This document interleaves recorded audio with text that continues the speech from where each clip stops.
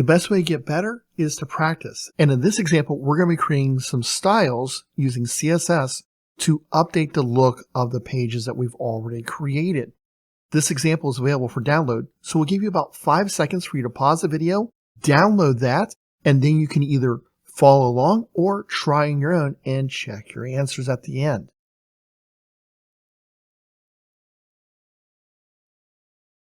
All right, so let's get started. So our first thing we're going to do is create a style tag. This always goes inside of our head. This is both for speed optimization as well as it makes it easy to find. So I'm just going to create style. You'll notice I have to type in STY in order to get there.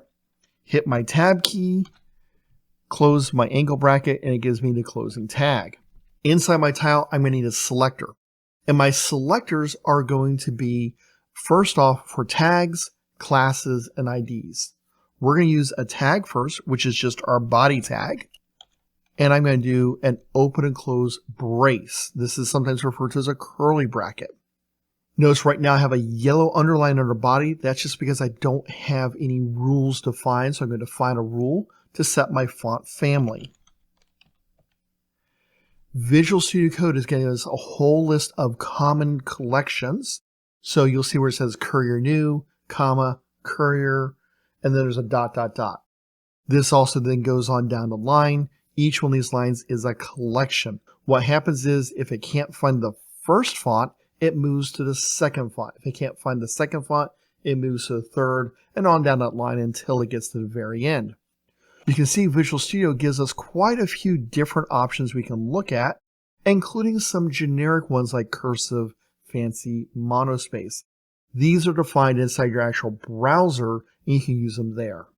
I'm going to go up here and choose Segoy UI, Tahoma, Geneva, and then you can see there's a couple that we weren't able to see on the screen. I'm also going to set the font size for my page. This is the default font size. So I'm going to say font size 18 pixels. Next, I'm going to set a selector for my footer tag. So I type out footer, and here I'm going to set my font size to be 80%. So I'm going to take the font size set of my body and shrink it down to 80% of that size. Now we need to create a selector for our class site title. So I'm going to go after my footer. And classes, their selectors need to start with a period, site, title, and then I'm going to have my braces as you see there. Now my site title I want to be larger, and there's multiple ways of sizing. We've already seen the font size and setting it to a pixel. We can set it to a percentage, or now I'm going to choose font size, and I'm going to choose 1.25 rem. So rem is a relative EM. There's also EM, and that's the size of your capital M. And so we're saying I want it to be 1.25 times that size. Go to my HTML example, launch my content. Now you can see my HTML by example is a little bit bigger than my regular text, and the font for my footer is just a little bit smaller. I'm going to come over here and say, you know what? I want that font to be just a little bit bigger than a 1.25. I'm going to choose 1.5. Save. Go back to my browser. Reload. You notice it's just a little bit bigger once again. I can keep adjusting this. I can make it any number I want. Obviously, at some point, it'll be too big. And I might choose based upon the size of my H1 tag, where I see my content title, or I might choose some other value that I want to put in. Now my last to-do says to kind of play with the colors of my selectors. Let that be defining for me. So I'm going to come over here into my footer, and I'm going to do two things. I'm going to first set my background color.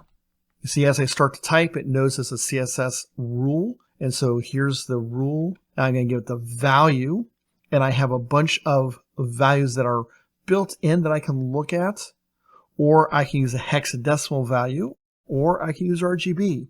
I'm going to use a hex value, which is going to start with a pound symbol, or hash mark if you prefer. And then I'm going to choose something really light, just kind of give it a slightly different color. EEE. This is going to be a very light gray. I'm also going to go in and change where I'm going to add a border. This is an optional thing. So I'm going to choose border, but I'm not going to just do border. I want to do border dash top. And I'm going to just say 1 pixel. I want it to be solid, and I'm going to give it another color. Once again, I'm going to use a hexadecimal value. And this one, I'm going to do 333. This is a very dark gray. If I come over here and reload this, you can see there's my border right across the top. You can see just a light gray, just to give a little separation so you know that this is different than my main content. My header is something I often will also put into a different color. So I'm going to need to create a selector for that. Header. I'm going to say background color. I'm going to make this red, just so it stands out. And I can type in RE, and you notice here's the red. So there's an example of using it. You'll notice with any place I have my colors, I have a little box that shows up. And this shows me what my values are, and I have a selector that I can pick.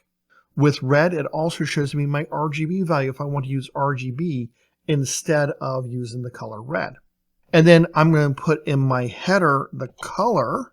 This is my foreground color or my font color. I'm going to choose white. Go back to my example page, reload, and you see this. Right now, our style is only good for this one page. If we want it good for multiple pages, we're going to need to create an external style sheet. So click on this video that's on your screen to see how to do that.